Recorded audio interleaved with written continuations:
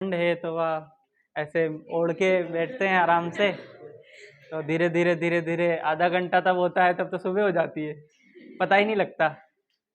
ऐसे नहीं पढ़ना है अभी, है ना। अभी पढ़ाई ओढ़ के नहीं करनी है, मतलब स्वेटर वेटर पहन के करो, रूम में बैठ के करो आराम से, लेकिन रजाई में बैठ के नहीं कर, बिस्तर पे बैठ के बिल्कुल नहीं पढ़ना है अभी सर्दी में। और टेबल चेयर पे बैठ के पढ़ो, है ना, टेबल कुर्सी ले अच्छे से, वहाँ बैठ के पढ़ाई करो, टाइम टेबल बना के पढ़ो, ठीक है। सर्दियाँ निकलेगी, अभी इतना फास्ट टाइम जाएगा ना कि सुबह होते मतलब रेडी होते तब तक 10 बज जाती है, पता ही नहीं चलता। हो रहा है ना तुम्हारे साथ, ये होता रहेगा, इतने बोर्ड भी आ जाए, मतलब एग्जाम भी आ जाएंगे बोर्ड क्या, पता ही नहीं चलेगा, ठीक है। इतने फास्ट एग्जाम आएंगे, पता ही नहीं, अभी तो कुछ पढ़ा ही नहीं हमने, एग्जाम आ गए ऐसा लगेगा। अभी का टाइम बहुत बहुत फास्ट निकलता है, दिन छोटे हो गए ना, रातें बड़ी हो गई, तो उन्हीं बड़ी रातों का उपयोग करो अभी, है ना। वो अपने लिए बड़ी हुई है ताकि अपन अच्छे से पढ़ाई कर सके, है ना। तो अभी बस अच्छे से टाइम टेबल बना के 6-7 घंटे स्टार्ट कर दो, वरना कुछ नहीं होना। फिर 11th रह जाएगी तो 12th में भी बहुत सारी चीज़ें ऐसी होगी जो अपने को समझ में ही नहीं आएगी, क्योंकि 11th नहीं आती अपने को, फिर वहाँ पे कहना पड़ेगा यार 11th नहीं पढ़ी, 11th नहीं पढ़ी, 11th नहीं पढ़ी, है ना। ऐसा नहीं करना है, अभी पढ़ाई करो अच्छे से, ठीक है, हो जाएगी। शुरू करते हैं आगे। ये क्या है, गुरुत्वीय क्षेत्र पढ़ लिया था, गुरुत्वीय क्षेत्र से आगे बढ़ते हैं। बैकग्राउंड ही चेंज हो गया, चलो।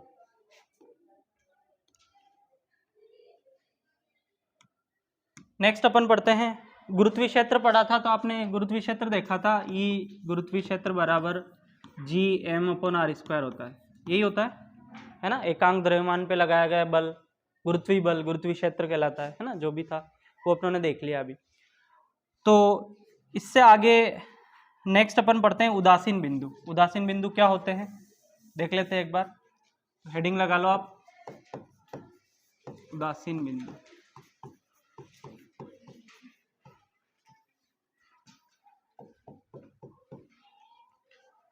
उदासीन बिंदु क्या होता है देखते हैं। ऐसा बिंदु जहां पर कुल गुरुत्वीय बल 0 हो या कुल गुरुत्वीय क्षेत्र 0 हो, क्या कहलाता है, उदासीन बिंदु कहलाता है। कैसे, जैसे अपनों ने एक त्रिभुज के केंद्र पर ये निकाला था, गुरुत्वीय बल निकाला था।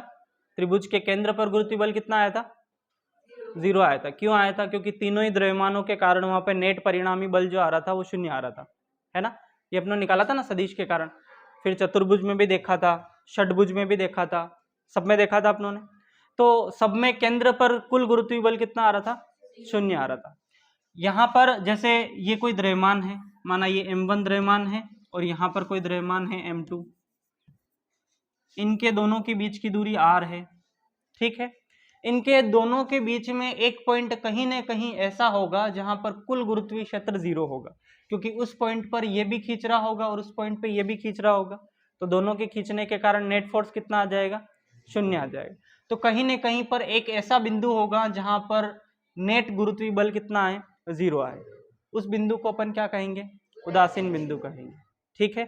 तो दो द्रव्यमानों के बीच में गुरुत्वीय बल लगेगा, तो उनके बीच में कहीं पर भी एक ऐसा बिंदु होगा जहां पर कुल गुरुत्वीय क्षेत्र या कुल गुरुत्वीय बल 0 हो, उस बिंदु को क्या कह देंगे अपन, उदासीन बिंदु कह देंगे। देखो माना वो जो बिंदु है वो इस m1 द्रव्यमान से x दूरी पर है, इस द्रव्यमान से कितनी दूरी पर है, x दूरी पे है, तो m2 द्रव्यमान से कितनी दूरी पर हो जाएगा, r-x, सही बात है। वो बिंदु यहाँ से x दूरी पर है तो यहाँ से r-x, क्योंकि टोटल दूरी कितनी है, r है, ठीक है। अगर मैं ये बिंदु कितनी दूरी पर है m1 से ये निकालना चाहूँ, तो यहाँ पर इसके कारण गुरुत्वीय क्षेत्र और यहाँ पर इसके कारण गुरुत्वीय क्षेत्र दोनों आपस में बराबर होंगे और विपरीत दिशा में होंगे, तभी तो 0 हो रहा है ना। ये द्रव्यमान इसको इधर खींच रहा होगा और ये द्रव्यमान इसको इधर खींच रहा होगा, दोनों ही आपस में क्या होंगे, बराबर होंगे, तभी तो यहाँ पर क्या होगा, उदासीन बिंदु प्राप्त होगा। अब देखो यहाँ पर जो गुरुत्वीय क्षेत्र लग रहा है E m1 के कारण, E1 कितना होगा, G m1 दूरी कितनी है ये, x², यही होगा, अरे यही होगा। और यहाँ पर m2 के कारण जो गुरुत्वीय क्षेत्र होगा E2, वो कितना हो जाएगा, Gm2 r-x का स्क्वायर। इतनी बातें क्लियर, बोलो। इधर देखना, क्या ये आपस में बराबर होंगे, तभी तो यहाँ पर 0 होगा। E1 और E2 आपस में क्या होंगे, बराबर होंगे। इसके कारण गुरुत्वीय क्षेत्र यहाँ पर और इसके कारण गुरुत्वीय क्षेत्र यहाँ पर दोनों आपस में बराबर होंगे, तो नेट गुरुत्वीय क्षेत्र कितना आ जाएगा यहाँ पे 0 आ जाएगा, और इसी बिंदु को अपन उदासीन बिंदु कहते हैं। ठीक है, अब यहाँ पे नेट गुरुत्वीय क्षेत्र 0 है, मतलब E1 बराबर क्या होगा E2 उदासीन बिंदु के लिए,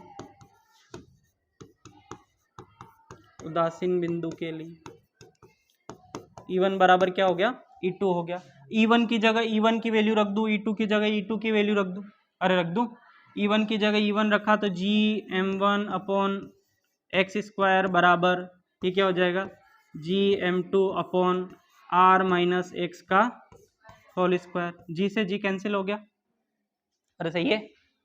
ये देखो m2 उधर गया, x इधर आया, तो m1 बटे m2 बराबर हो जाएगा एक्स स्क्वायर बटे r माइनस एक्स का होल स्क्वायर, अरे हो जाएगा। पक्षांतरण किया, देखो m2 उधर गया तो ये हो गया m1 बटे m2 बराबर, ये x इधर आया तो क्या हो गया एक्स स्क्वायर बटे r माइनस एक्स का होल स्क्वायर।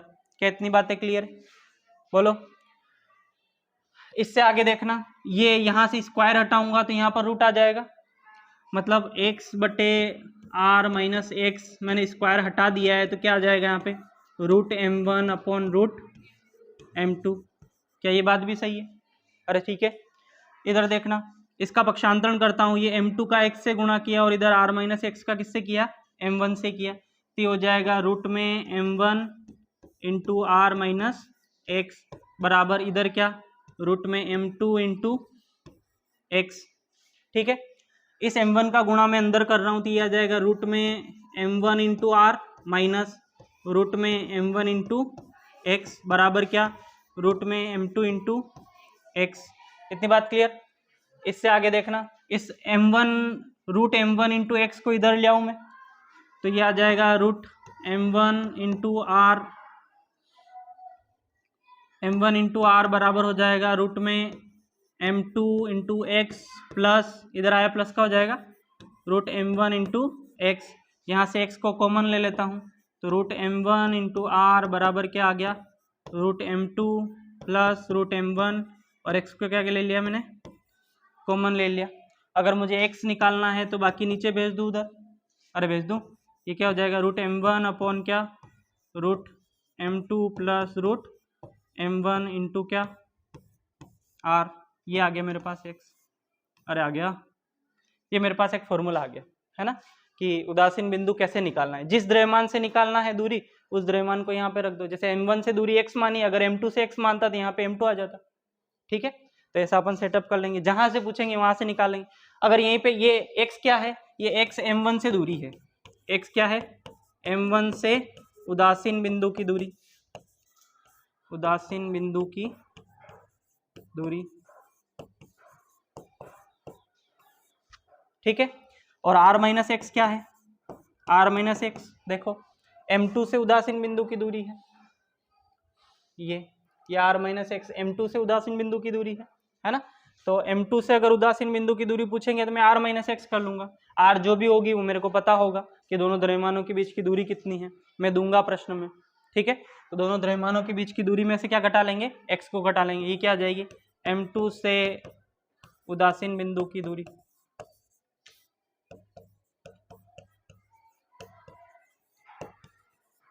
उदासीन बिंदु की दूरी। ठीक है, इतनी बातें समझ में आ रही? एक प्रश्न करोगे इसके ऊपर? करो, लिखो एक प्रश्न। क्या लिखोगे? अच्छा फॉर्मूला लगाओ तो भी सही है, वरना डायरेक्ट बराबर करके कर लेना, फॉर्मूला याद ना रहे तब भी हो जाएगा। देखो 4 किलोग्राम तथा 9 किलोग्राम के दो द्रव्यमान 80 सेंटीमीटर की दूरी पर रखे हैं,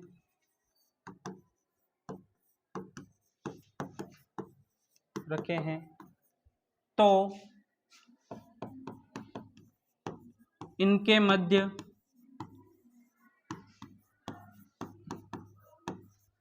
उदासीन बिंदु की स्थिति बताओ। ट्राई करो एक बार आप, फिर मैं बताता हूं।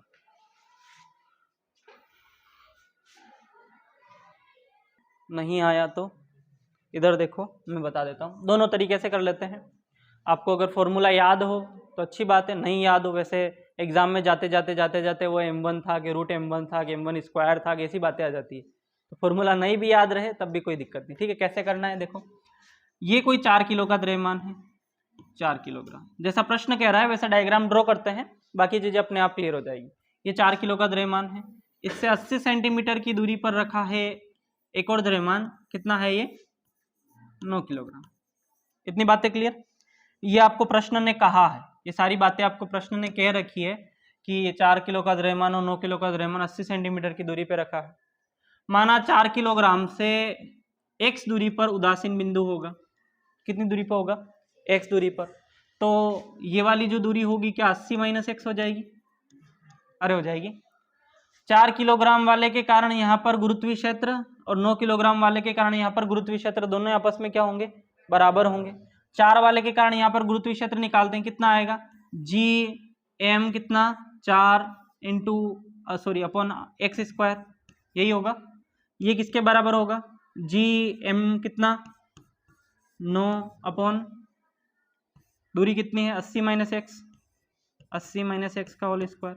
जी से जी क्या हो गया, कैंसिल हो गया, ये एक्स इधर आया 9 नीचे चला गया, ठीक है। तो ये हो गया एक्स स्क्वायर बटे 80 माइनस एक्स का होल स्क्वायर बराबर कितना आ गया, ये 4/9।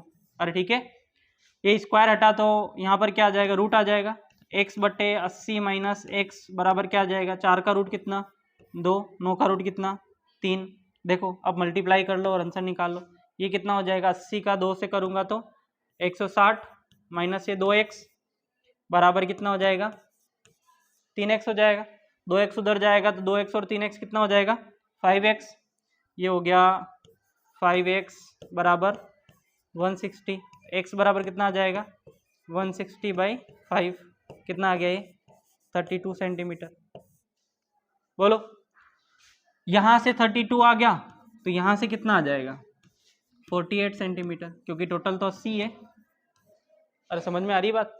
तो आंसर आ गया अपने पास 4 किलोग्राम से 32 सेंटीमीटर की दूरी पर उदासीन बिंदु होगा, या ऐसा कहूं 9 किलोग्राम से 48 सेंटीमीटर की दूरी पर उदासीन बिंदु होगा। क्लियर, ऐसे प्रश्न हो जाएंगे। चलो आगे बढ़े। अच्छा, आप अगर उससे करना चाहते, जैसे फॉर्मूले से करना चाहो, फॉर्मूले से कैसे होगा देखो, x बराबर क्या हो जाएगा, root m1 upon root m1 plus root m2 into R. देखो रूट m1 कितना 4 का root upon root m1 4 plus root m1 9 into R कितना 80 सेंटीमीटर। ये कितना हो जाएगा, 4 का रूट 2 यहाँ पर 2 प्लस ये कितना 3 इंटू 80। अरे ठीक है, ये कितना हो गया 2/3 और 2 5 इंटू 80, ये 16 पंजे 80, 16 दूनी 32, ये 32 सेंटीमीटर। यहाँ से भी वही आना है, चाहे ऐसे करो चाहे वैसे करो। अगर फॉर्मूला याद रह जाता है तो फॉर्मूले से कर लो, जल्दी हो जाएगा, या उससे कर लो, ठीक है। दोनों ही तरीके अपने पास है। अरे हो जाएगा। हाँ देखो इसको एक बार, अगर कोई डाउट हो तो पूछो। होगा अपनों ने एक सूर्ययान छोड़ा है, इंडिया ने, भारत ने, है ना, क्या नाम था उसका, हाँ सूर्ययान, कौन सा है, नाम क्या है, आदित्य L1। किसको याद था ये, वाह भाई क्या बात है, आदित्य L1 है ना। आदित्य L1 में, आदित्य का मतलब क्या है, अपनों ने आदित्य L1 लॉन्च किया है, आदित्य L1 है ना। आदित्य L1 जैसे ये सन है अपना, सूर्य है, और ये पृथ्वी है, अर्थ, ठीक है। ये सूर्य और ये क्या है, पृथ्वी है। अब सूर्य और पृथ्वी के बीच की कुछ न कुछ दूरी है 15 करोड़ किलोमीटर। कितनी है, 15 करोड़ किलोमीटर। अब आदित्य L1 लॉन्च किया था, आदित्य L1 को सूर्य पे जाके थोड़ी सूर्य की स्टडी कर रहा है। सूर्य पे जाएगा क्या, सूर्य का टेम्परेचर कितना होता है, लगभग 4000 से 7000 केल्विन। 7000 जानते हो, 100 डिग्री सेंटीग्रेड पे उबलने लगते हैं, वो पानी वाष्प बन जाता है, भाप बन जाती है, और यहाँ का तापमान कितना है 7000, है ना। आदित्य L1 भी उबल जाए वहाँ पे। तो ऐसा नहीं कि आदित्य L1 को अपनों ने सूर्य पे भेजा है, वो कोई सूर्य पे जैसे चंद्रयान भेजा था ना, तो चंद्रयान चंद्रमा पे गया, वहां पर गया और वहां जाके उसकी सतह पे जाके स्टडी कर रहा है। आदित्य L1 को सूर्य की सतह पे नहीं गया है, ठीक है। आदित्य L1 गया है L1 पर, कहाँ गया है? L1। अब ये L1 क्या है? इस सूर्य के चारों ओर, सूर्य और पृथ्वी के बीच में टोटल 5 जगह ऐसी है। कितनी जगह? 5 जगह, L1, L2, L3, L4 और L5। ये जगह ऐसी है जहां पर सूर्य और पृथ्वी के कारण जो कुल गुरुत्वाकर्षण बल लगता है वो 0 लगता है, जैसे उदासीन बिंदु में हो रहा था ना। अच्छा, उदासीन बिंदु पे क्यों छोड़ा इनको? क्योंकि अगर ये सूर्य के पास जाता तो इसको सूर्य खींचता, L1 को खींचता, और पृथ्वी के इधर रहता तो कौन खींचता? पृथ्वी खींचती। लेकिन ये कहां पर है? उदासीन बिंदु पर, बिल्कुल बीच में। तो ना इसको सूर्य खींच रहा है ना पृथ्वी खींच रही है, तो इसको स्थिर रहने के लिए ज्यादा ऊर्जा की आवश्यकता नहीं है। आ रही बात समझ? अगर यहाँ पर सूर्य के पास में होता या पृथ्वी के पास में होता तो पृथ्वी नीचे खींचती, और पृथ्वी नीचे खींचती तो ऊपर रहने के लिए ऊर्जा चाहिए। अरे चाहिए, नीचे खींच रही थी, इसके विरुद्ध कार्य करना पड़ता, और कार्य करना पड़ता तो ऊर्जा चाहिए। अगर इधर होता तो सूर्य खींचता, और सूर्य का द्रव्यमान कितना है? वो बहुत ज्यादा बल से खींचता, ठीक है। तो यहाँ पर 5 जगह ऐसी होती है जहां पर सूर्य और पृथ्वी के बीच में जो गुरुत्वाकर्षण बल होता है वो 0 होता है ना। उनको कहते हैं लेग्रांजे पॉइंट। क्या कहते हैं? Lagrange point. ये आदित्य L1 में L का मतलब लेग्रांजे पॉइंट नंबर 1 है। कौन सा? Lagrange point number 1। तो L1 पे भेजा, L1 पे भेजा मतलब ये पृथ्वी और सूर्य के बीच में एक ऐसा बिंदु है जहां पर सूर्य और पृथ्वी के कारण गुरुत्वीय बल कितना हो गया? टोटल 0 हो गया। अब यहाँ पर आदित्य रह के इसकी परिक्रमा करेगा और आराम से क्या करेगा? इसकी स्टडी करेगा। समझ में आ रहा है? नहीं आ रहा है? आ रहा है? हाँ। आदित्य का मतलब क्या होता है? आदित्य सूर्य का पर्यायवाची है ना। आदित्य किसका पर्यायवाची है? सूर्य का। आदित्य का मतलब होता है सूर्य। और L1 का मतलब कहाँ पर भेजा इसको? लेग्रांजे पॉइंट नंबर 1 पर, है ना। ऐसे बहुत सारे यान हैं जो L1 पर भेजे गए, L2 पे भेजे गए, ठीक है। तो ये आदित्य को कहाँ पे भेजा है अपनों ने? L1 पे, ठीक है। ये आदित्य ये जो L1 पॉइंट है ये 15 लाख किलोमीटर दूर है पृथ्वी से। कितना किलोमीटर दूर है? 15 लाख किलोमीटर। इतनी दूरी पर भेजा है। इसका मतलब ये थोड़ी सूर्य पे भेज दिया है। तो ये उदासीन बिंदु है वो, जहां पर पृथ्वी और सूर्य के कारण गुरुत्वीय बल कितना हो गया? 0 हो गया। और गुरुत्वीय बल 0 हो गया तो यहाँ पर इसको स्थिर रहने के लिए ज्यादा ऊर्जा की आवश्यकता नहीं होगी। समझ में आ रहा है? तो ऐसे 5 लेग्रांजे पॉइंट है टोटल सूर्य के चारों ओर। कितने लेग्रांजे पॉइंट है? 5। आप एक बार सर्च करना लेग्रांजे पॉइंट, तो 5 लेग्रांजे पॉइंट आपको बिल्कुल दिखाई देंगे, ठीक है। समझ में आ रहा है ना? तो ये होते उदासीन बिंदु। बातें समझ में आई? बोलो। इन उदासीन बिंदुओं पर कोई भी स्टडी करनी हो तो यहाँ पर यान भेजे जाते हैं, ताकि वहाँ पर नेट फोर्स जो लगे वो 0 लगे, और नेट फोर्स 0 होगा तो उनको स्थिर रहने के लिए वहाँ पर ज़्यादा ऊर्जा की आवश्यकता नहीं होगी, वो आराम से घूमते रहेंगे। बातें समझ में आ रही? नेक्स्ट पढ़ते हैं त्वरण। कौन सा त्वरण? गुरुत्वीय त्वरण।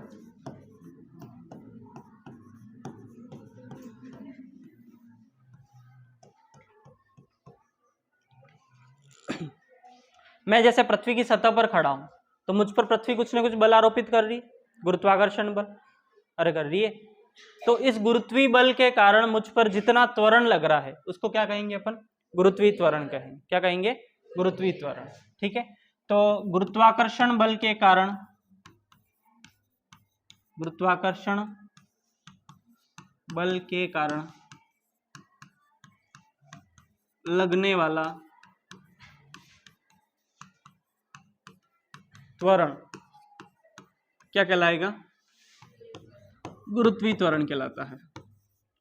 गुरुत्वीय त्वरण कहलाता है। जैसे ये अपनी पृथ्वी है, अच्छी सी पृथ्वी बना लेते हैं।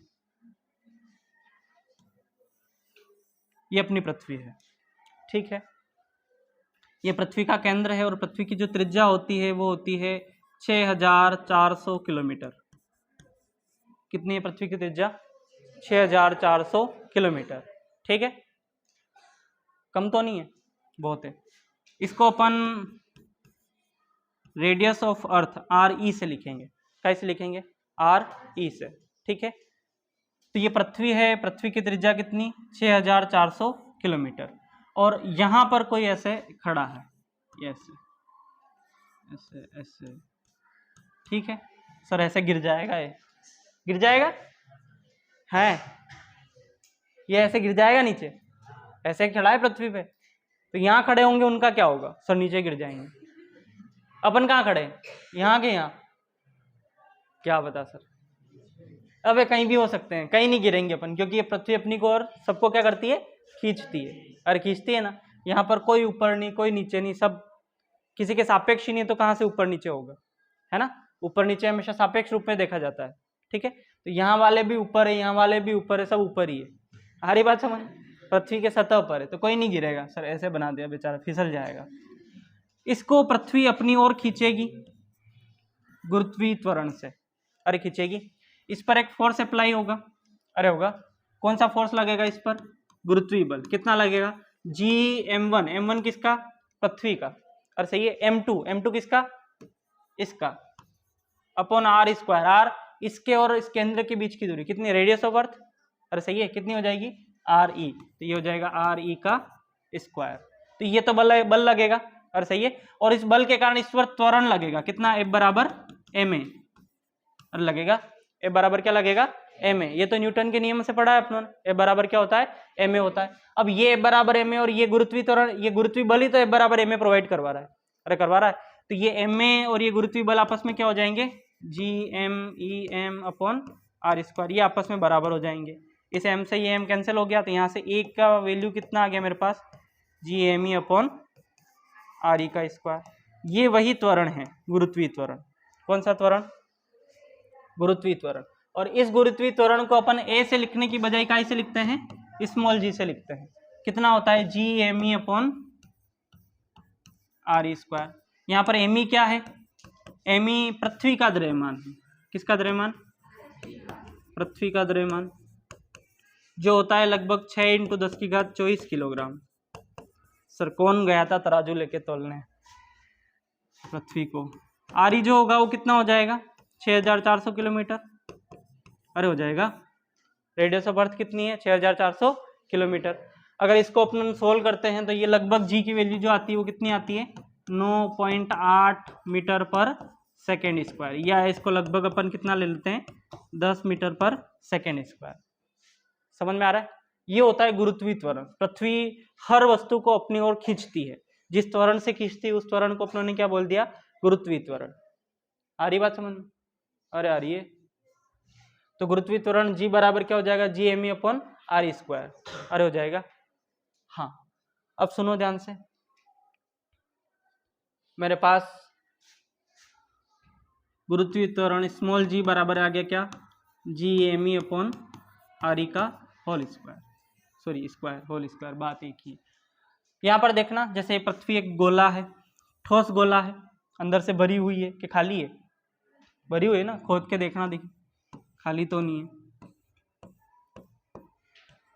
ये रेडियस ऑफ अर्थ, ठीक है, इस पृथ्वी का कुछ न कुछ आयतन होगा v, कितना होगा आयतन, गोले का आयतन कितना होगा, 4/3 पाई r क्यूब, r किसका, अरे अर्थ का, तो अर्थ का ही लूंगा, ठीक है, हाँ स्क्वायर का, क्यूब है ना, दिखता नहीं तुमको, क्यूब दिख रहा है, कितना, 4/3 पाई r क्यूब, ठीक है।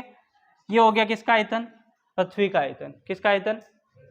अच्छा आपने द्रव्यमान घनत्व सुना होगा, घनत्व बराबर क्या होता है, द्रव्यमान बटे, अरे होता है, तो पृथ्वी का घनत्व कितना हो जाएगा, पृथ्वी का द्रव्यमान बटे पृथ्वी का आयतन, घनत्व बराबर पृथ्वी का द्रव्यमान me से लिखते हैं, और आयतन कितना पृथ्वी का, 4/3 पाई r क्यूब, अरे सही है। तो यहाँ से me अगर मैं निकालूँ तो me बराबर कितना आ जाएगा, 4/3 पाई re का क्यूब इंटू रो हो जाएगा, अरे हो जाएगा। यहाँ से मेरे पास क्या आ गया, ये पृथ्वी का द्रव्यमान रो के रूप में आ गया, किसके रूप में आ गया, रो के रूप में पृथ्वी का द्रव्यमान आ गया, ठीक है। अब देखो ध्यान से, देखते जाओ, गुरुत्वीय त्वरण को निकालना है रो के रूप में, तो g बराबर होता है क्या, Gme upon r square, me की जगह me की वैल्यू रख दूं, अरे रख दूं, तो देखना Gme की जगह me की वैल्यू कितनी, 4/3 पाई r क्यूब इंटू क्या, रो बटे क्या, r स्क्वायर, स्क्वायर से क्यूब गया, अरे एक r बचा, क्या आ जाएगा मेरे पास, स्मॉल g बराबर g 4 आगे पाई आर रो बटे 3। ये आ गया मेरे पास क्या, घनत्व के पदों में गुरुत्वीय त्वरण। याद रहेगा? अरे बोलो। तो गुरुत्वीय त्वरण जो होता है वो घनत्व के समानुपाती है और त्रिज्या के समानुपाती है। दिख रहा है? त्रिज्या और घनत्व के समानुपाती, बाकी सब तो कांस्टेंट है, 4 कांस्टेंट, जी कांस्टेंट, पाई कांस्टेंट, सब कांस्टेंट। तो त्रिज्या और घनत्व के क्या है, समानुपाती है। अपने पास गुरुत्वीय त्वरण आ गया, जी बराबर G_me/r² सतह पर, और एक और जी बराबर आ गया अपने पास 4/3 पाई जी आर रो। यही आया है ना? ये आ गया अपने पास। तो ये आ गया घनत्व और त्रिज्या के फॉर्मेट में, और ये आ गया द्रव्यमान के फॉर्मेट में। जैसा प्रश्न होगा वैसे अपन सोल्व कर लेंगे। ठीक है, एक प्रश्न करते हैं, देखना ध्यान से। दो ग्रह है, दो ग्रहों के घनत्व का अनुपात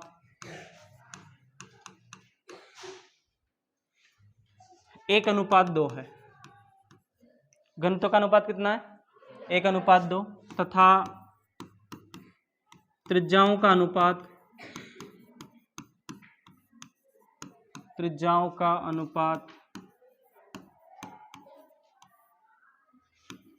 4:3 है। तो ग्रहों के गुरुत्वीय त्वरण का अनुपात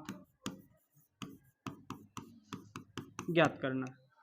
घनत्व का अनुपात दे रखा है और किसका दे रखा है? त्रिज्या का अनुपात दे रखा है। किसका अनुपात निकालना है? गुरुत्वीय त्वरण का अनुपात निकालना है। अब घनत्व और त्रिज्या के फॉर्मेट में जो गुरुत्वीय त्वरण अपने पास आया वो कितना आया? 4/3 पाई जी आर रो। ये आया। यहाँ पे 4/3 कांस्टेंट है, पाई कांस्टेंट है, और क्या, जी कांस्टेंट है। तो स्मॉल जी जो है वो आर और रो के समानुपाती है। अरे है, मतलब G1/G2 बराबर होगा वो R1/R2 इंटू रो1/रो2 होगा। अरे ये होगा, देखो निकाल लेते हैं। R1/R2 कितना दे रखा है? G1/G2 बराबर R1/R2। त्रिज्याओं का अनुपात कितना है? देखो त्रिज्याओं का अनुपात 4/3 है, 4/3 है ना। घनत्व का अनुपात कितना दे रखा है? 1:2, 1/2। अरे क्लियर?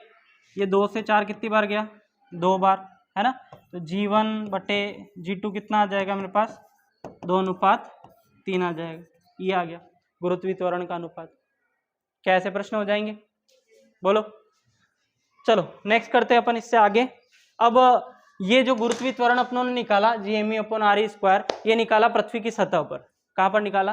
सतह पर। अब पृथ्वी की सतह पर अपन जैसे जैसे ऊंचाई पे जाते हैं तो गुरुत्वीय त्वरण में क्या परिवर्तन होते हैं वो देखने हैं, और जैसे जैसे नीचे जाते हैं गहराई में, है ना, जैसे मैंने कुआं खोद दिया, कुएं में गया तो गुरुत्वीय त्वरण में क्या फर्क पड़ेगा, कितना गहरा कुआं है, गहराई पे जाने पे क्या फर्क पड़ता है और ऊंचाई में जाने पे क्या फर्क पड़ता है गुरुत्वीय त्वरण पे, वो अपन देख लेते हैं। क्लियर? तो नेक्स्ट देखते हैं गुरुत्वीय त्वरण की निर्भरता।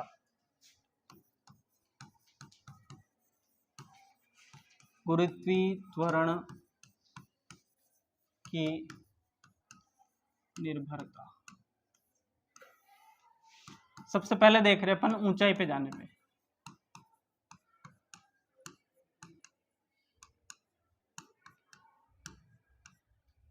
ऊंचाई पे जाने पे गुरुत्वीय त्वरण में क्या फर्क आता है वो देखते हैं। कितनी बातें क्लियर है? देखो ये अपनी माना कोई पृथ्वी है, गोल गोल सी, और ऐसी होती है पृथ्वी, हमारे यहाँ तो नहीं होती। ये पृथ्वी है, ठीक है। रेडियस कितनी है इसकी? RE, ठीक है। ये पृथ्वी की सतह है और इस सतह पर अपनों ने जो गुरुत्वीय त्वरण निकाला वो कितना आया? G_me/r², ये स्मॉल जी आया। अब मैं सतह से h ऊंचाई पे चला गया। कितनी ऊंचाई पे चला गया? यहाँ पर मुझे g निकालना है। क्या निकालना है? g निकालना है। कितनी बात क्लियर है? बोलो। यहाँ पर g जो होगा वो होगा स्मॉल g बराबर कितना हो जाएगा? G_me/ ये वाली दूरी का स्क्वायर, और ये वाली दूरी कितनी हो जाएगी?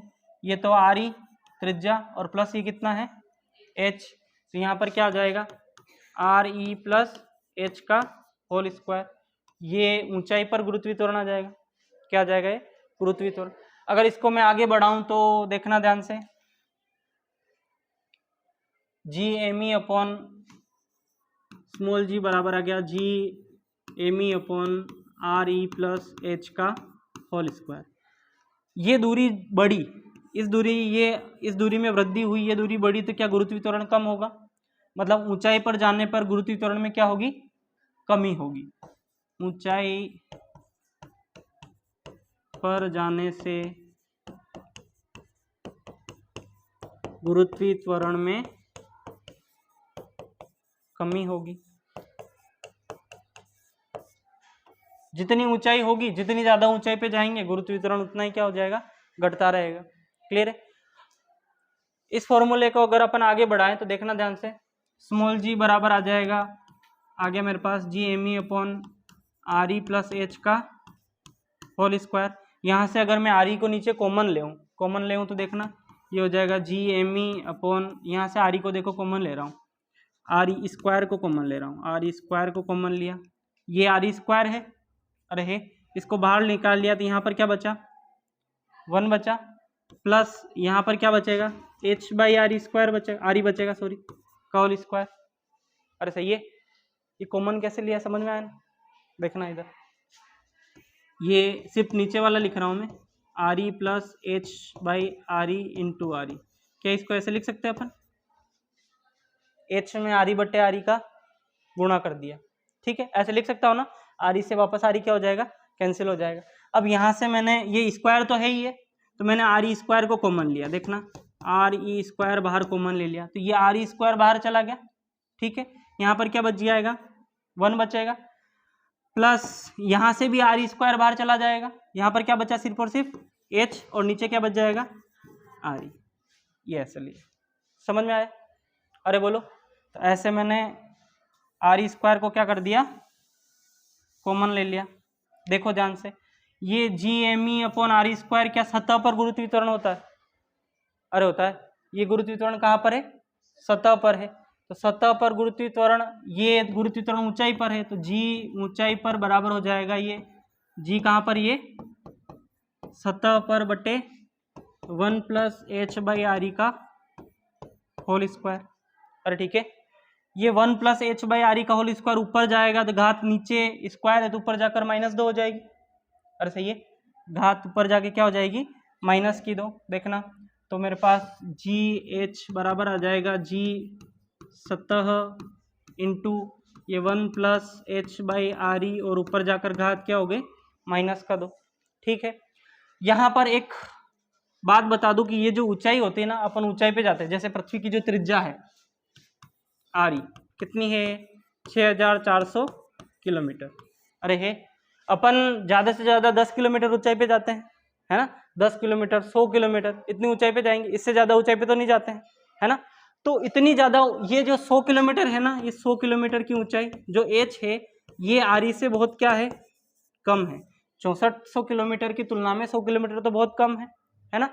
तो एच बाई आर ई की जो वैल्यू आएगी ना, वो 1 से कम आएगी, क्योंकि देखो 100/6400 करूंगा तो ये कट जाएगा, 1/64, ये 1 से कम ही होता है, तो ये 1 से क्या आएगी? बहुत कम आएगी। और जब एच बाई आर ई की वैल्यू 1 से कम हो, ऐसी स्थिति में यहाँ पर द्विपद प्रमेय लागू होती है। कौन सी प्रमेय लागू होती है? द्विपद प्रमेय। ध्यान रखना कब लागू होती है? जब एच की वैल्यू आर ई की तुलना में बहुत कम हो, है ना? अगर एच की वैल्यू ऐसे दे दे, एच की वैल्यू आर ई के बराबर दे दे, एच की वैल्यू आर ई की आधी दे दे, तब ये द्विपद प्रमेय लागू नहीं होगी, तब अपन मेन फॉर्मूले से प्रश्न करने वाले हैं। और मेन फॉर्मूला क्या है? स्मॉल जी बराबर G M E upon R E plus H का होल स्क्वायर। ये अपना मेन फॉर्मूला है ऊंचाई पे जाने पे। आ रही बात समझ में? अगर यहाँ पर एच की वैल्यू आर ई के बराबर दे दी तो फिर अपन ये फॉर्मूला नहीं लगाएंगे। ये फॉर्मूला कब लगाएंगे? जैसे एच की वैल्यू दे दी, 2 किलोमीटर जाने पे क्या परिवर्तन हुआ? तो 2 किलोमीटर तो बहुत कम है, सही है ना? तो 2 किलोमीटर को आप 6400 में जोड़ोगे, यहाँ पे 6400 2 किलोमीटर, और उसका भाग दोगे, क्या फर्क पड़ेगा? ज्यादा फर्क थोड़ी पड़ना है, तो वो फर्क अपन निकाल ही नहीं पाएंगे, इसलिए अपन ये फॉर्मूला डेराइव कर रहे हैं। आ रही बात समझ? तो यहाँ पर लागू होगी कौन सी प्रमेय? द्विपद प्रमेय। और द्विपद प्रमेय से क्या होता है कि जब h बाई आर ई की वैल्यू 1 से कम होती है तो ये -2 घात आगे आ जाती है। कहाँ जाती है, आगे। कैसे आएगी देखना, जी एच बराबर हो जाएगा जी सतह पर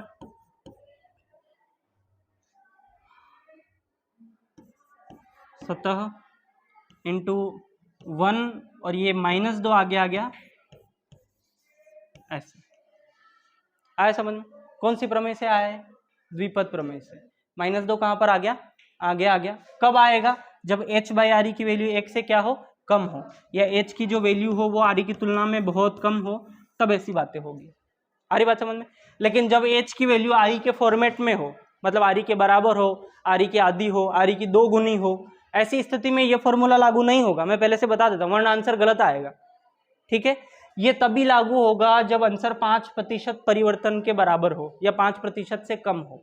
किसके बराबर या किससे कम, 5% के बराबर या उससे कम। और अधिकांश प्रश्न अपनों से 5% के ऊपर ही पूछते हैं और 5% से कम के अंदर ही पूछते हैं। जैसे मैं कह दूं कि 10 किलोमीटर ऊपर जाने पे क्या परिवर्तन हुआ, तो अपन इससे निकालेंगे। समझ में आ रहा है। लेकिन मैं कह दूं कि पृथ्वी की त्रिज्या की आधी दूरी तक गया, तो त्रिज्या की बात हो रही है, त्रिज्या की आधी, तो वो बहुत ज्यादा दूरी हो गई। अरे हो गई, तो फिर अपन किससे प्रश्न करेंगे, मेन फॉर्मूले से। समझ में आ रहा है, अरे आ रही बात है समझ में। चलो, तो ये अपने पास फॉर्मूला आ गया, जी ऊंचाई पर जाने पर क्या परिवर्तन होता है, ऊंचाई पर जाने पर जी सतह पर इंटू 1 - 2h बाई आर। इतनी बात क्लियर है, बोलो। चलो, गहराई पर जाने पर जो परिवर्तन होता है, मतलब गहराई पर जाने पर क्या परिवर्तन होगा, वो अपन नेक्स्ट क्लास में पढ़ेंगे, इसके प्रश्न भी करेंगे। अरे आ रहा है, क्लियर है ना। चलो, इसमें कोई डाउट हो तो पूछो।